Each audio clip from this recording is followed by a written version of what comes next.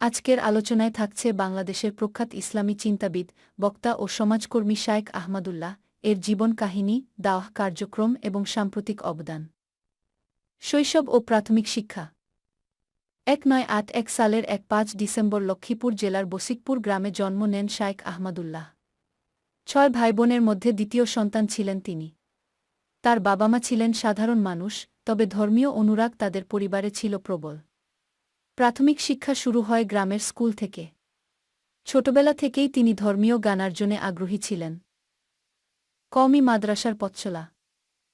শিশুকালেই তিনি ভর্তি হন কওমি মাদ্রাসায়।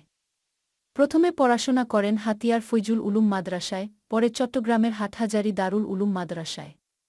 এখানে তিনি সানুবিয়া, ফাজিলাত এবং দাওরায়ে হাদিসে কৃতিত্বের সাথে পাশ করেন। 2001 সালে কওমি মাদ্রাসা শিক্ষা বোর্ডের অধীনে তার অসাধারণ সাফল্য দেশের আলেমসমাজের নজর কাড়ে। শিক্ষকতা ও খতিবি। 2003 সালে তিনি ঢাকার মিরপুরে দারুর রাশাদ মাদ্রাসায় শিক্ষকতা শুরু করেন। একই সময়ে তিনি বায়তুল ফালাহ জামে মসজিদের ইমাম ও খতিব হিসেবে দায়িত্ব পালন করেন। এখান থেকেই তার খ্যাতি ছড়িয়ে পড়তে শুরু করে। সৌদি আরবের অভিজ্ঞতা। 2009 সালে তিনি সৌদি আরব চলে যান। টানা 10 বছর তিনি কাজ করেন ওয়েস্ট দাম্মাম ইসলামী দাওয়াহ সেন্টারে। সেখানে ছিলেন সরকারি অনুবাদক ও দাওয়াহ কর্মী হিসেবে। আরবি ও বাংলা ভাষায় তার দক্ষতা তাকে আন্তর্জাতিক পরিমণ্ডলে পরিচিতি এনে দেয়। দেশে প্রত্যাবর্তন ও নতুন যাত্রা। 2019 সালে দেশে ফিরে তিনি প্রতিষ্ঠা করেন আস-সুন্নাহ ফাউন্ডেশন। এটি বর্তমানে দেশের অন্যতম জনপ্রিয় মানবিক ও ইসলামী শিক্ষা প্রতিষ্ঠান। করোনাকালে এই ফাউন্ডেশন হাজারো মানুষকে খাদ্য ও চিকিৎসা সহায়তা দিয়েছে, যা সারা দেশে ব্যাপক প্রশংসিত হয়েছে। এছাড়া তিনি প্রতিষ্ঠা করেন ইখা ইনফো, একটি অনলাইন ইসলামিক প্রশ্নোত্তর প্ল্যাটফর্ম। আন্তর্জাতিক দাওয়াহ।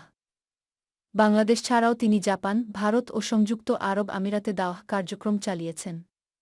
তার বক্তব্য সব জায়গাতেই ব্যাপক সাড়া ফেলেছে। সাম্প্রতিক ঘটনা। 2024 সালের আগস্টে দেশের রাজনৈতিক পরিবর্তনের পর অন্তর্বর্তীকালীন সরকার তাকে ধর্ম মন্ত্রণালয়ের উপদেষ্টা করার প্রস্তাব দেয়।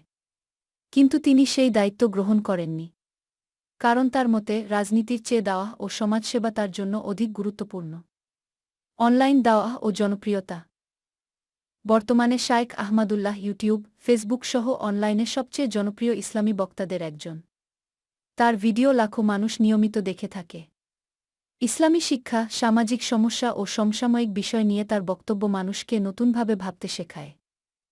উপসংহার। আহমাদুল্লাহ কেবল একজন বক্তাই নন, বরং একজন দিকনির্দেশক। তিনি প্রমাণ করেছেন, আলেমরা রাজনীতি ছাড়াও মানুষের কল্যাণে কাজ করতে পারেন। তার জীবন থেকে আমরা শিখি ত্যাগ, অধ্যবসায় এবং মানবসেবার অনন্য উদাহরণ।